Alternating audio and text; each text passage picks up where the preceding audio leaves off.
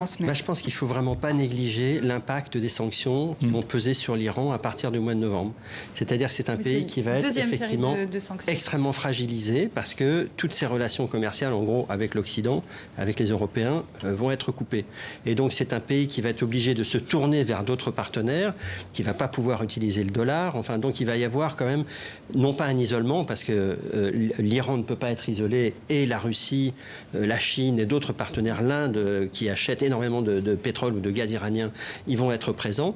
Mais néanmoins, l'impact sur le régime iranien va être très fort.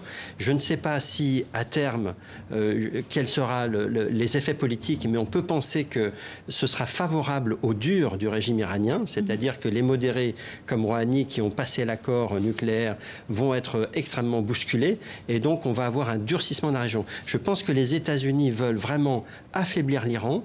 Ils sont dans une sorte de coalition qu'on va voir se dessiner dans les mois à venir, qui associe Israël, l'Arabie Saoudite, les Émirats Arabes Unis.